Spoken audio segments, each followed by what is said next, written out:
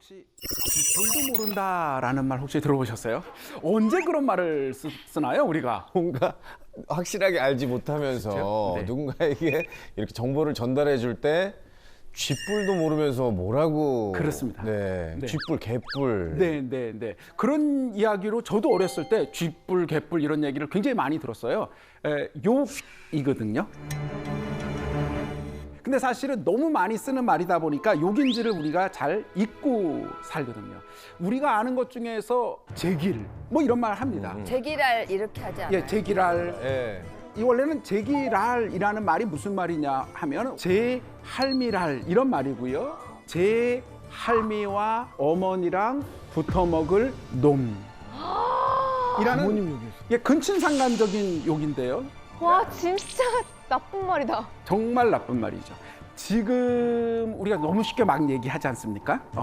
쥐뿔, 개뿔도 정말 욕인데 방금 말씀하신 것처럼 전혀 본질과 다르게 우리가 사용하고 있습니다. 그래서 제가 이 쥐뿔이란 말이 제일 중요하게 나왔던 거를 논문을 만들어서 발표를 한번 해봤거든요. 쥐뿔에 대해서요? 네, 쥐뿔에 대해서 쫙 전국 학술대에서 쭉 얘기를 딱 끝내고 나서 모 대학의 교수님이 저한테 그러셨어요. 이렇게 공식적인 자리에서 이렇게 욕을 많이 한 사람은 전 세계에서 너밖에 없을 것 같아. 뭐 이렇게 말씀하셨습니다. 자, 쥐변신설화라는 이야기가 있습니다. 이거 아마 동화책에서 다 들어보셨고요. 어떤 의미에서는 어렸을 때 당연히 들으셨고요. 그거 아니에요? 아시겠죠. 황태성 씨 아시겠죠. 예. 들어보셨죠. 손발톱 이야기 아니에요? 그렇습니다. 바로 그거예요. 재밌을 것 같은데. 옛날 얘기니까 선비라고도 나오고 도령이라고도 나오는데 이 선비가 공부를 하겠다고 과거 공부하려고 절간에 갔어요. 공부를 하는데 매일같이 손발톱을 잘라서 버렸어요. 어느 날 3년 정도 있다가 집으로 돌아왔어. 자기하고 똑같이 생긴 녀석이 우리 집을 차지하고 살고 있는 거예요. 그래가지고 네가 진짜냐? 내가 진짜냐? 계속 싸우는 거예요. 자, 부인뿐만 아니라 이 선비의 엄마, 아버지까지 다 해서 누가 진짜냐, 가짜냐 막 싸우다가 결론적으로는 진짜가 가짜 판정을 받고 쫓겨나요. 아니 왜 진 거야 걔는? 방법이 여러 개가 있을 텐데. 그러게, 예. 아유. 지기도 쉽지 않은데. 이런 거예요. 너 어디 여기 점 있니? 해서 옷도 벗어보고 그러다가 뭐 어떤 질문이 나오냐면 야, 우리 집에 젓가락이 몇 개야? 숟가락이 몇 개야? 그거 몰라야지 정답 아닙니까? 그러게요. 그런데 젓가락과 숟가락 숫자를 알고 있는 가짜가 얘기를 하니까 어머, 네가 진짜구나 라고 해서 이 진짜를 쫓아내는 거죠. 현실이었으면은 못 맞춰야지. 그렇죠. 아, 내 남편 했을 텐데. 그렇지. 요즘 심리학자가 왔으면은 이거는 그때 김경일 교수님이 계셨어야 돼요. 이거는 무슨 심리예요? 그걸 다 맞추고 있다는 건 강박장애가 있다는 뜻이죠. 말도 안 되는 얘기죠. 맞습니다. 세상에 맞네. 왜 그때 안 태어나셨어요? 쥐가 손톱 먹고 있을 때 뭐 하셨습니까? 그래가지고 쫓겨난 애가 다시 갈 데가 없으니까 절로 갑니다. 막 엉엉 우니까 대사님이 부적을 하나 탁 써주시면서 거기서 기르는 고양이 하나를 딱 주세요. 그래서 이제 고양이를 들고 가가지고 집으로 가서 집에 있는 그 가짜 앞에다 고양이를 휙 던지니까 얘가 원래 쥐였던 거예요. 천년 먹은 쥐가 손톱 발톱을 먹고 휘리리리릭 변신해가지고 고양이를 보고 깜짝 놀라서 도망을 가고 바로 이 고양이가 가서 쥐를 팍 잡아서 죽였어요. 자, 여기까지가 아이들이 읽는 동화책에 나오는 이야기입니다. 중요한 부분은 진짜 지금부터인데. 근데 이거 진짜요? 말고 들어본 적이 없는데. 그렇지요? 자, 이렇게 다 끝났어요. 방금 말씀하신 대로 너무너무나 억울했던 이 선비. 화가 나고 막 분노해서 쫙 가서 부인에게 말합니다. 야! 이년아! 너는 쥐뿔도 몰랐냐? 라고 화를 냅니다.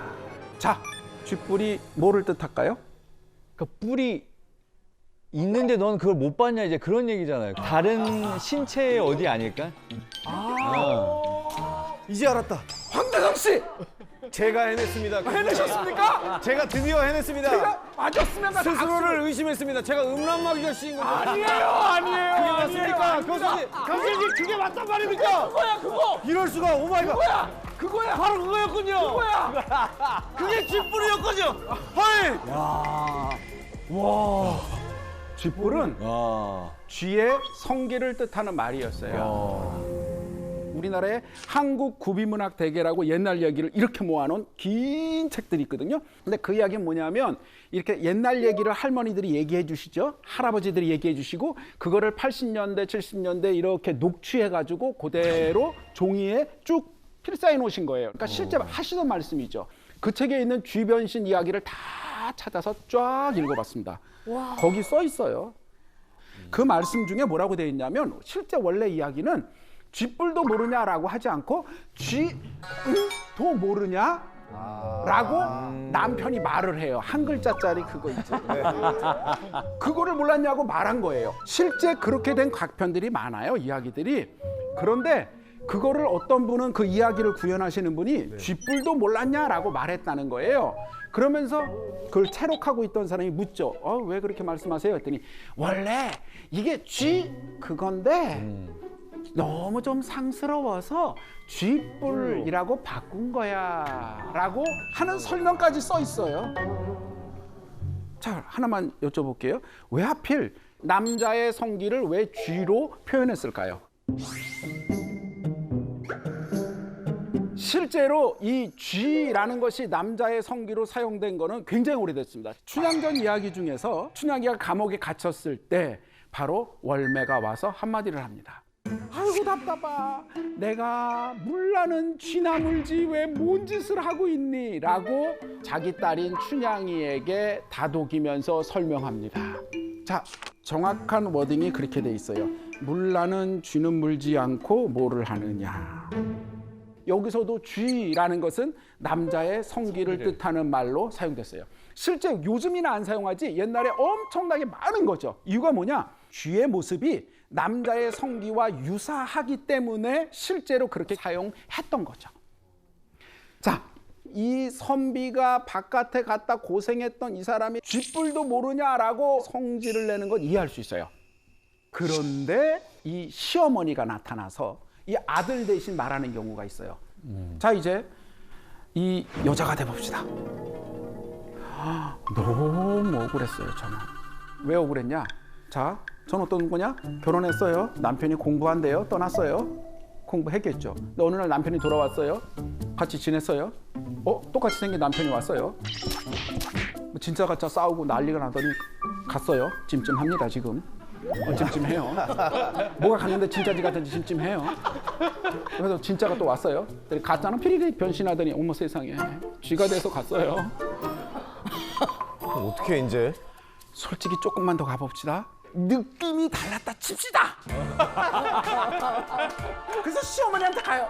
어머니 느낌이 달라요. 그럴 거야? 오히려 그 얘기를 하면 이것이 미쳤나 소리밖에 더 듣겠어요. 우와, 이 여인의 원통함과 억울함을 생각하면 진짜 자다가 밤잠이 안 올 정도 너무 억울한 거예요. 근데 그 정도에서 끝난 게 아니고요. 이 여자가 임신을 한 거야. 그래서 어떻게 되냐? 이 문제를 처리해야 되는 거야, 집안에서. 뭐야, 뒤에가 더 재밌네.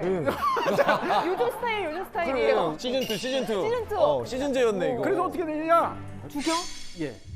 그때 원래. 아내를 죽여요? 네. 아내를. 아내를 왜 죽였지? 난 당연히 아기를 죽인다고 생각했는데. 아니에요. 와, 미쳤다. 막 그 배를 어떻게 찔러서 죽이고 밑에 큰 무슨 약물을 막 이렇게 끓여가지고 막 떨어지면 막 쥐가 우르르 떨어지는 걸 묘사하고 이런 식의 그로테스크한 장면들이 나와서 궁극적으로 여인을 처치합니다. 어떻게 근데 우리는 아니, 지금까지 몰랐지? 원작이 그렇다고요? 그렇습니다. 와, 근데 너무 충격적이다. 진짜 충격적이다. 세상의 찜찜함을 건너서 억울함을 건너서 심지어 이 여자가 무슨 죄가 있어서 이렇게 죽는 거죠. 이런 식으로 만들어내는 것이 뭐냐면 희생양 메커니즘이죠. 사실은 모두가 공범이죠. 모두가 다 속았죠. 아니 조금밖에 안 산 부인보다는 엄마 아버지가 더 오랫동안 자식을 같이 있었음에도 불구하고 자기들도 몰랐지만 모두가 너무너무 불편한 상황에서 그 문제를 벗어나기 위한 제일 좋은 방법은 뭐냐면 자기들의 불안을 다른 사람에게 투사해서 그 문제를 뒤집어 씌워서 처치하는 이 방법이 잔인하면 잔인할수록 그것이 너무나 극렬하면 극렬할수록 자신이 그 죄로부터 자기들은 벗어나기 때문에 어머나. 이 이야기가 점점점 강해지게 된 거죠. 그게 인간의 본성이란 말씀이세요? 그렇습니다. 이거에 대해서 우리 심리학자이신 김경일 교수님 역사적으로 희생양을 정말 만들어낸 일은 정말 많지 않았습니까? 그럼요. 높은 신분이나 아니면 강한 사람들일수록 인정을 하지 않으려고 하는데 되게 많이 하는 말 있죠. 내 그럴 줄 알았다고. 이게 심리학에서 얘기하는 그 유명한 사후학증 편향입니다. 일이 일어나고 난 다음에 그 일을 그렇게 만들 수밖에 없었던 원인을 자꾸 만들어내려고 하는 거죠. 그런 상황들이 또 만들어내는 비극인 것 같습니다. 이런 식으로 옛날 이야기 속에 담겨져 있는 이야기, 그것이 담고 있는 실제 이야기는 생각보다 우리 인간의 본질적인 부분을 정말 깊이 있게 담고 있는 거죠. 이런 이야기는 굉장히 많습니다. 자, 이제 한 가지 얘기를 더 해보도록 하겠습니다. 우리가 너무 잘 아는 사람, 흥부와 심청전의 신봉사. 요 둘은 네. 어떻게 다른가를 한번 얘기해 보도록 하겠습니다. 흥부는 가난했어요. 왜 가난했을까요? 아이가 많아. 우리 여태까지 자식 얘기를 너무 많이 하다 보니까 자식들이 많아서 맞습니다. 자식들이 많아요. 자식들이 많아서 입이 많아. 맞습니다. 자식이 뭐 이야기마다 다른데 보통 몇 명이 있냐면 10명도 있고 12명도 있고 그렇습니다. 그렇죠? 네. 그래서 가난했다. 그렇게 볼 수 있습니다. 그럴까요? 한번 이 질문을 한번 해보죠. 엄청나게 가난한 흥부인데 흥부가 자식을 줄줄줄 낳았어요. 자식을 우리 줄줄줄 낳는 걸 뭐라고 할 수 없다는 얘기 분명히 말씀드렸습니다. 흥부는 무슨 일을 했나요, 그럼? 흥부는 어떤 일을 했나요? 흥부 직업이 뭐였지? 그러니까 농사인가? 무직인가? 흥부가 주로 한 일은 형네 집 가가지고 막 인정에 호소해가지고 뭐냐면 돈을 받아내거나 먹을 걸 받아내고 네. 그것도 아니면은 매품을 팔러 가서 대신 돈을 받고 분장 엉덩이 같은 거. 대고 매품을 맞는 이런 일을 했습니다. 알바로서 그런 일을 했어요. 여기서 너무 중요한 질문 한 가지. 흥부는 왜 일을 안 하죠? 게을러요? 게을렀나 본데요? 자, 좋습니다. 다 맞는 말씀이에요. 그런데 여기서 진짜 더 중요한 질문은, 정확한 질문은 흥부는 애를 줄줄줄줄 낳았어요. 네. 그 애들은 뭐 하죠? 우리는 흥부전 이야기에서 자식들이 뭐 했다는 얘기가 하나도 없습니다. 진짜 그렇네. 흥부들은 자식을 쭉 낳는데 이 자식들은 다 어떠냐면 앉아가지고 아버지가 매 맞고 왔어요. 그거 좋아라. 그래서 그거 밥 먹는 거야. 아버지가 가가지고 뭐 뺨 맞고 왔어요. 예를 들면 밥을 먹어요. 아까 10명이라고 그랬잖아요. 네. 매년 한 명씩 낳다 치고 그럼 좋아요. 최소한 첫 번째에는 몇 살이 됐겠어요? 꽤 컸겠죠. 네. 옛날에 이 정도면 다 일을 시작했어요. 도대체 흥부의 그 많은 아이들은 왜 아무 대책 없이 일을 안 했을까요? 아빠가 다 해주니까 안 보고 배운 게 아빠. 정확하게 말씀하셨습니다. 정확하게. 아빠가 다 해주잖아요, 모든 거. 매 맞고 와서 밥 먹여주고 본인들이 의지가 없는 거죠. 아빠가 다 해주니까. 정확한 겁니다. 자, 이제 우리는 잠시 여기서 요만큼을 두어두고요. 이제 신봉사로 가겠습니다. 신봉사 보면 정말 답답합니다. 그냥 어떻게 사람이 이럴 수 있나 싶어요. 그냥 우리가 알고 있는 그거잖아요. 대책이 없어요. 그러니까 너무 답답하다는 거예요. 자, 신봉사가 얼마나 대책이 없냐. 애가 낳잖아요. 애를 낳아서 이제 키울 수가 없으니까 젖동량 먹여가지고 이렇게 키웠잖아요. 그런데 이제 어느 날 애가 늦게 오잖아요. 그래서 우리 심청자 앞부분 막 호요이 나가다가 물에 빠지고 그래서 막 떠내려가는 거죠. 그런 걸 어떻게 하냐? 몽은사 시주승이 가다가 그 사람을 건져내요. 아이고 내가 해서 고맙습니다. 아이고 부처님께 고맙습니다. 막 이러니까 눈이 안 보이시는구만. 공양미 300석만 하면 눈이 번쩍 뜰 텐데. 그래요? 그러면 내가 그걸 해야지요. 하고 도움을 받았으니까 고맙기도 하고. 내가 얘기했잖아요. 대책 없는 사람. 네. 이런 아버지도 가끔 있어요. 거기다 공양미 300석을 쭉 쓴 거예요. 공양미 300석이 얼마나 큰 돈인지냐면 기와집 한 채를 완전히 지을 수 있는 돈이에요. 엄청난 돈인 겁니다. 그걸 뜩 한 거야. 아니 말도 안 되잖아요. 금방 후회는 합니다만 결국 그걸 알게 돼서 자, 심청이는 어떻게 됩니까? 그것을 해결하기 위해서 저기 남경 가는 상인들에게 자기 몸을 팔아서 이 아버지 드실 수 있는 거 다 해놓고 결국 인당수로 가는 그 얘기지 않습니까? 맞습니다. 둘 다 별론데 흥부, 신봉사 이 둘 중에 그나마 누가 더 괜찮나요? 둘 다 나빠. 둘 다 별로야, 둘다 나쁘고 둘 다 무책임하고 둘 다 대책 없고 무능해요.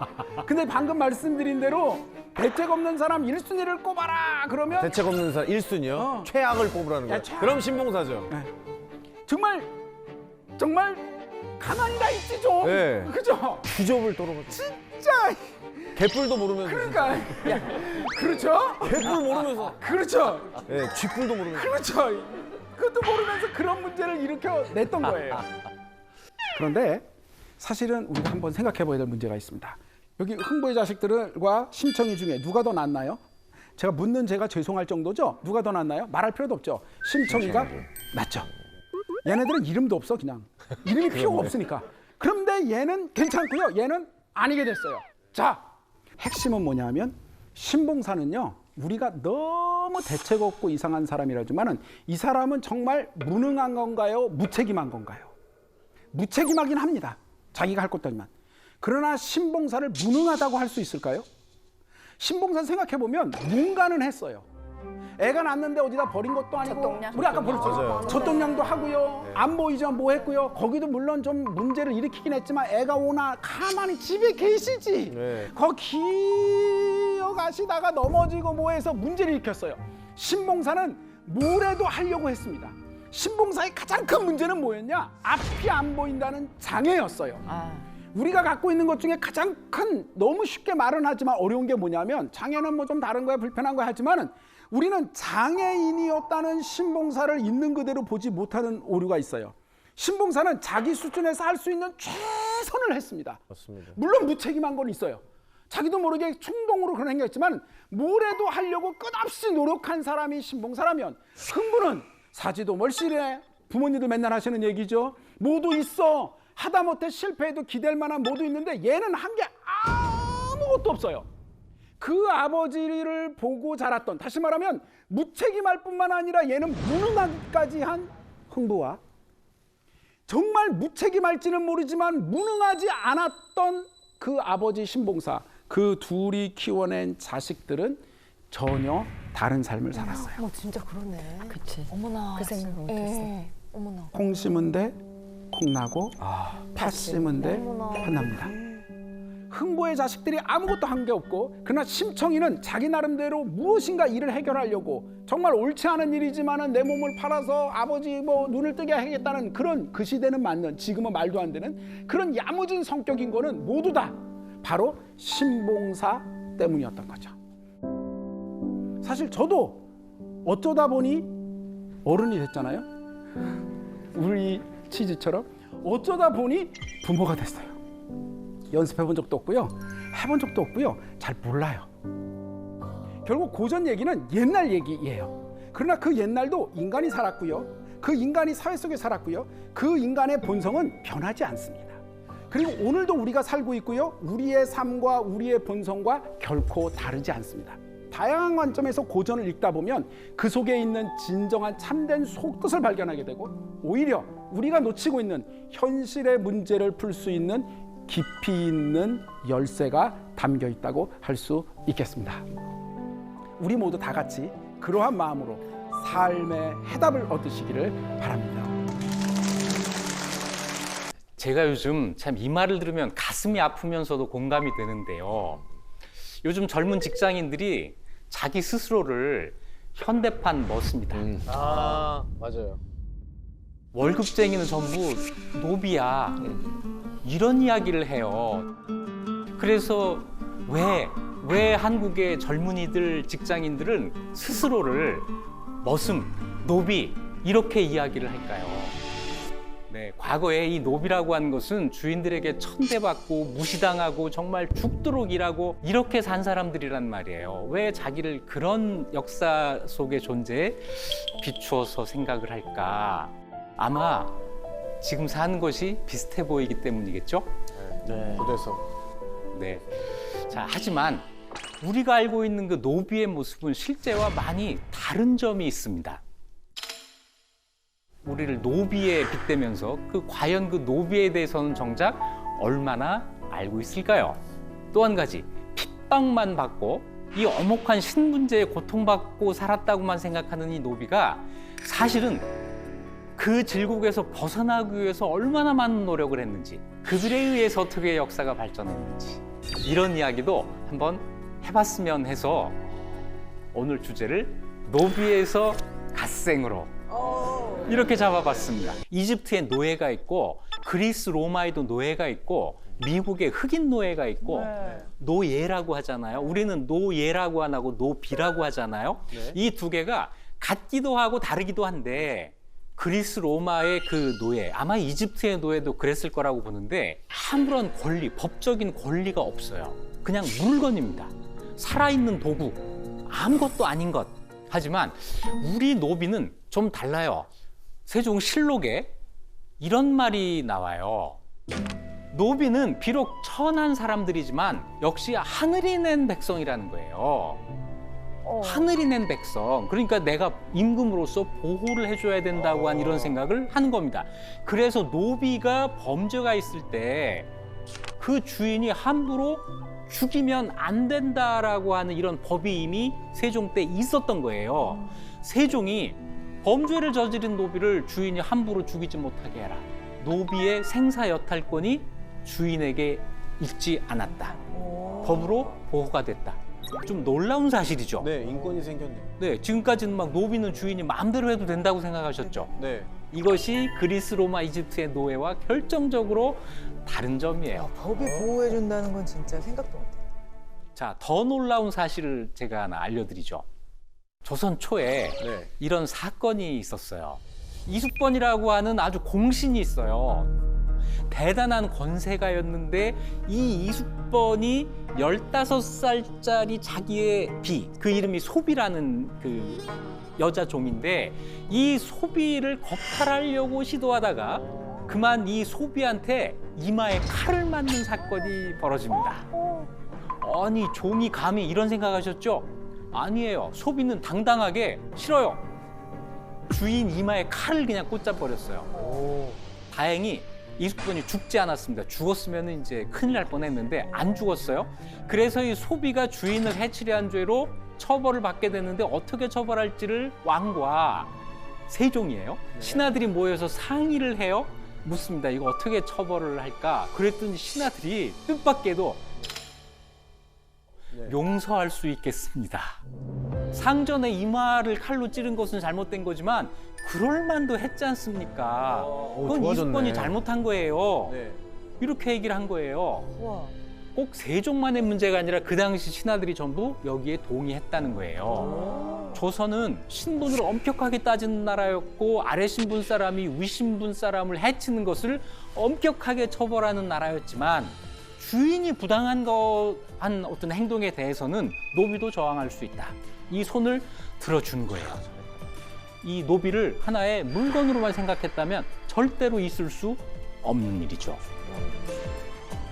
그런 상태에서 노비 출신의 시인이 등장합니다. 시인이요? 네. 이 시 쓰는 시 쓰는 시인. 김홍도의 그림 중에 도강도라는 그림이 있어요.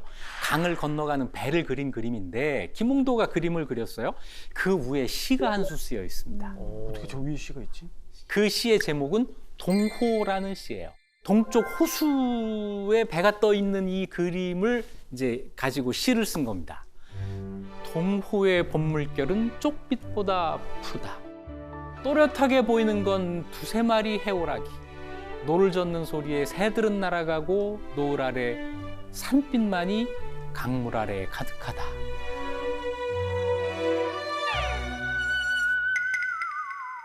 자, 이해가 안 되시죠? 네. 자, 봐요. 어려운 시죠. 이렇게 어려운 시를 노비가 썼습니다. 이 노비의 이름은 정초부. 성이 정씨고 이름이 없어요. 초부라고 하는 것은 나무꾼이라는 뜻입니다. 정씨 나무꾼이라고 하는 이름으로 아마 예명 같아요. 노비한테 공부는 정말 먼 세상 이야기예요. 노비가 공부를 하다니. 그런데 정초부는 어떻게 노비의 신분으로 글을 배우고 시까지 썼을까요? 주인집 그 아들 공부할 때 어깨너머로 배워요. 와. 그런데 너무 총명했던 거예요. 아마 주인집 아들보다 진도가 더 먼저 나간 것 같아요. 그런데 이 주인도 너그러운 사람이었어요. 이걸 뭐라고 하지 않고 그냥 공부를 하게 만들었습니다. 같이 공부를 하도록 해줬는데 당대 저명한 시인들의 작품을 모아놓은 병세집이라는 문집이 있는데 거기에 정초부의 시가 무려 11편이나 실렸어요. 재능이 어마어마했네. 네. 재능을 죽이지 않고 살릴 수 있던 거죠. 이게 중요한 거예요. 자, 그 주인이 여춘영이라는 양반이었는데 여춘영은 정초부를 친구처럼 대했다고 합니다. 와. 정초부가 죽은 다음에는 묻어주고 돌아오는 길에 정초부를 그리면서 시를 써요. 그 시도 남아 있습니다. 저승에서도 나무하는가? 아, 저승에서도 노비인가? 낙엽은 빗물가에 쏟아진다. 삼한 땅에 명문가 많으니, 삼한 땅은 우리나라예요. 명문가가 많으니 내세에는 그런 집에 나시오. 와, 오, 슬프다. 친구 같죠? 거의 이렇게 친구처럼 지낸 이런 노비가 있었어요. 자, 이렇게 태어날 때는 어쩔 수 없이 천민 노비로 태어났지만 주인을 잘 만나서 자기의 능력을 인정받고 사람들로부터 인정받은 그런 노비도 있었다는 거죠. 자, 그런데 말이에요. 우리는 지금 노비를 어떻게 그리고 있죠? 불쌍하고, 쫓기고, 불쌍하고. 왜 이렇게 됐을까요? 저는요, 아주 근본적으로 이런 게 있다고 생각해요. 우리 대한민국 국민들이 전부 내 조상은 노비가 아니야. 내 조상은 무조건 양반이야. 양반이죠. 이렇게 생각하기 때문에 어떤 사극에서 노비가 나오면 아주 이방인 취급을 하는 거예요. 그럼 그냥 막 그려요. 만일에 어느 누가 우리 몇 대조 할아버지는 노비였어요 이런다면 노비를 그렇게만 그리면 막 항의하고 그랬을 거 아니에요? 근데 우리 전부 다 양반의 후손이라고만 생각하고 노비에 대해서는 도무지 애정을 갖고 있지를 않아요. 근데 진짜 언젠가 한 번은 좀 지저분하지만 한번 짚고 넘어가야 될 것 같긴 합니다. 옛날에 듣긴 들었거든요. 우리나라 전체 인구 중에 80%가 다 노비 출신이라고. 그 20%만 그것도 왕족이나 양반이었지. 거의 대다수가 노비 문서 그 주고 산 걸로 알고 노비도 아니고 양반도 아닌 그냥 일반 백성은 다 어디로 갔을까요? 잠깐 달나라에 갔다가 백성도 있나? 양인 신분이 더 많아야 되니까 우리 역사에서요. 노비가 가장 많았던 인구 구성에서 가장 많았던 때가 17세기 정도. 그때 전체 인구의 30%가 되지 않았을까 해요. 30%. 자, 80%보다는 적지만 네. 생각보다 좀 많죠. 이 30%의 후손들은 어디로 갔을까? 자, 그리고 집에 다 족보를 갖고 있잖아요. 족보는 양반의 증거예요. 진짜일까? 아무도 의심하지 않아요. 솔직히 다 아시죠? 다 진짜는 아니야. 이건 아세요. 그런데 내 거는 진짜야. 우리 집은 아닐 거야 이렇게 생각하죠. 가슴에 손을 얹고 한번 생각해 보세요. 조선시대 노비들은 성이 없었기 때문에 족보도 만들 수가 없어요. 족보가 없는 사람도 지금 있어야 되는 겁니다. 그런데 우리 다 있으니 이게 어떻게 된 일이죠? 근데 쌤 제가 봤을 때 네. 지금 여기 와 계신 분들 중에서 자기 집안의 족보를 실제로 보신 분이 계실까요? 자기 집에 족보 보신 분 계십니까? 강대성 씨 족보 없으시죠? 강대성 씨, 현전을 개구리 씨. 나만 개구리야. 개구리 씨 족보 없죠? 실제로 본 적이 없는데 족보 본 적 있어요? 있죠. 자, 노비 후손들 어떻게 됐을까? 못 봤더라도 있다고는 다 생각하고 있잖아요. 네. 자, 우리의 조상일 수도 있다. 난 아니겠지. 자, 애정을 가지고 노비 공부를 한번 해보시죠. 노비는요, 그냥 다 똑같은 게 아니에요. 누가 소유하느냐에 따라서 두 가지로 나뉩니다. 국가에서 소유한 공노비가 있고 개인이 소유한 사노비가 있어요. 공노비는 관청 같은 데에서 일하는 사람이고요. 이 사람은 관청에서 먹고 자고 하지 않을 테니까 네. 자기 집이 있어요. 출퇴근을 해요. 와. 출퇴근하는 노비. 놀랍죠? 당연히 출퇴근을 해야 됩니다. 장영실. 노비였잖아요. 이 사람 공노비였어요. 공노비였는데 재능을 인정받아서 명나라 유학까지 갔다 오고 세종한테 발탁이 되어가지고 자경루 이런 거 만들었잖아요. 그리고 천민 신분에서 벗어나서 관직까지 가는 이런 아주 입지전적인 공노비가 있습니다. 지금 말로 하면은 공무원이죠. 와. 좀 더 재밌는 얘기로 가볼까요? 춘향전. 춘향전 어때요? 춘향의 신부는 뭐죠? 그 공기녀. 그걸 관기녀. 관기라고 해요. 관기녀. 관청에 소속된 기녀인데 이 관기의 신부는 관노 공노비예요. 공노비였던 춘향이와 양반집 아들이었던 이몽룡 사이의 러브스토리가 춘향전이고 특히 이 두 사람의 사랑은 신분의 벽을 극복한 미담 이렇게 되는 거잖아요. 그런데 제가 아주 이 춘향전을 재미없게 만들어 드리죠. 자, 변학도가 춘향이한테 수청을 들라고 요구했다가 싫어요. 그래서 화가 나가지고 춘향이를 막 못살게 굴었다가 나중에 벌을 받는 이런 스토리잖아요. 네. 변학도를 위해서 변명을 좀 해야 되겠습니다. 어. 변학도가 도대체 뭘 잘못했어요? 상대방이 싫어하는데도 억지로 사랑을 강요한 죄. 아, 그거는 죄가 돼요. 죄가 되는데 그렇다고 해서 이렇게 욕먹을 죄는 아니죠. 그거는 달리 얘기하면 사랑한 죄예요. 근데 짝사랑 죄는 아니잖아. 이거군요. 변학도는 죄가 없어요. 제가 볼 때는요, 정작 벌을 받아야 될 사람은 따로 있어요. 이거 누구일 것 같아요? 그렇게 치자면 이몽룡이. 네. 왜요? 보세요. 변학도는 지방관입니다. 변학도가 관기인 춘향이에게 수청을 들어라라고 요구하는 것은 너의 임무를 다해라라고 얘기를 한 거예요. 명령을 했으니까 춘향이는 그걸 거절하면 안 돼요. 자, 그렇다면 변학도는 관기가 말을 안 들으면 어떻게 해야 돼요? 그래, 너 싫으면 관둬? 이러면은 이건 관리가 아니죠. 처벌해야 돼요. 그래서 감옥에 집어넣고 처벌을 한 거예요. 변학도는 자기가 할 일을 그냥 한 겁니다. 그러네요. 그 당시 법으로 보면은 따지고 보면 그런 거예요. 그러면 누가 잘못한 거죠? 이몽룡이에요. 왜? 사랑한 죄. 사랑하면 안 되는 사람을 사랑한 죄. 이몽룡은 자기가 지방관도 아니잖아요. 아버지가 지방관이지. 근데 아빠 찬스를 써서 관기한테 손을 댄 거예요. 관기는 관의 소유물이에요. 안 됩니다. 그렇다면 100번 양보해서 사랑인 죄가 없으니 이몽룡이 그럼 어떻게 했어야 되냐? 이몽룡을 한번 좀 구해봅시다. 이몽룡이 이렇게 했어야 돼요. 남원을 떠날 때 아버지한테 사실을 고하고 제가 이 여인 없으면 못 살겠습니다. 그래서 아버지한테 돈을 받아다가 관청에 납부하고 춘향이를 관기의 그 장부에서 지우고 그리고 데리고 갔어야 되는 거예요. 그래서 결혼을 하게 되면 첩이 돼요. 관기이기 때문에. 이것이 이몽룡이 할 수 있는 최선인데 이몽룡은 기다려 그러고 간 거예요. 나쁜 놈이네. 그렇죠. 파렴치한 놈. 아버지한테 안 혼나려고 하고 자기 집 돈 안 쓰려고 하고 그냥 아우 좀 찌질한 사람이었네요. 네. 공노비에는 관기 같은 것도 있다. 너무 재밌다. 천민이라는 계급이 싫으면 뭐 중인이나 평민 이 정도까지만 올라가도 될 텐데 왜 끝까지 이렇게 양반까지 올라가려고 노력을 했을까요? 아, 정말 중요한 질문이에요. 자, 이거는 노비한테만 초점을 맞춰서는 설명이 안 돼요.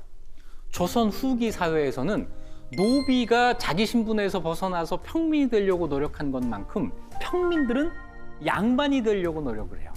그렇겠다. 온 나라가 자기 신분에서 하나 더 올라가려고 노력을 하는 겁니다. 이런 노력이 막 분출하는 시기.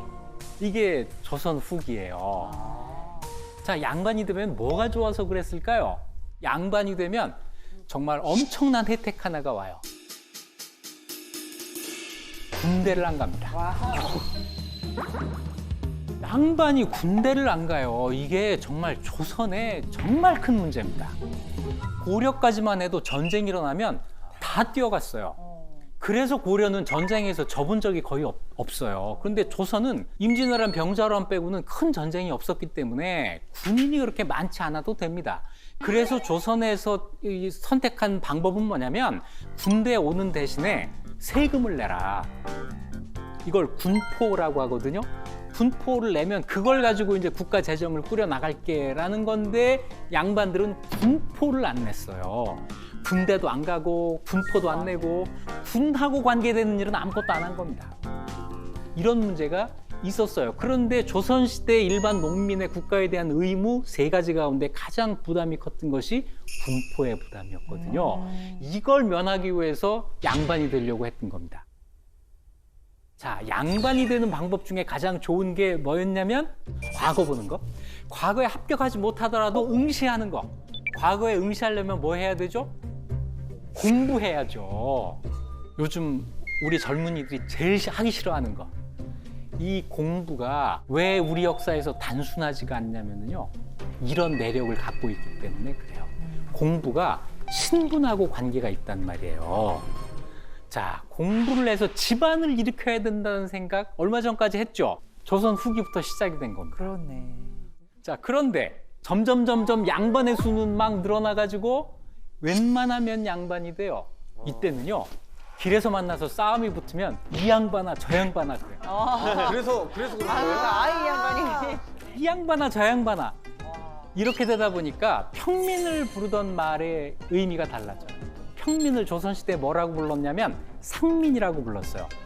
보통이라는 뜻이에요. 상은 보통 사람, 상민 맞죠?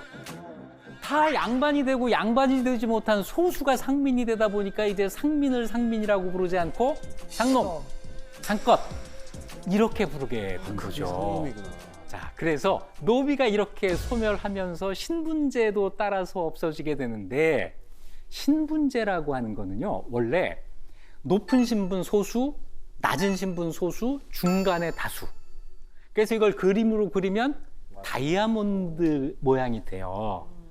우리나라는 다이아몬드형에서 아래서부터 위로 다 올라간 겁니다.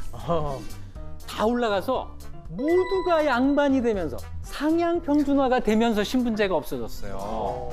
우리가 전부 최상층으로 통일이 됐다고 하는 것은 나도 뒤질 것이 없다, 나도 할 수 있다. 이런 생각으로 이어지고 이런 생각이 우리나라 특유의 교육 환경을 만나면서 개천의 용들이 막 태어나기 시작한 거예요. 맞습니다. 이렇게 태어난 개천의 용들이 지금 한국의 지난 한 세기 동안의 발전을 이끌었습니다. 우리의 경쟁력이 사실은 여기에서 온 거죠. 우리 중에는 평민의 후손도 있고 노비의 후손도 있고 그들이 모두 모여서 우리의 역사를 만든 거야. 그래서 우리 역사에서도 양반에만 관심을 갖지 말고 노비에게도 애정을 가질 필요가 있는 거죠. 자, 역사를 재밌게 공부하셨죠?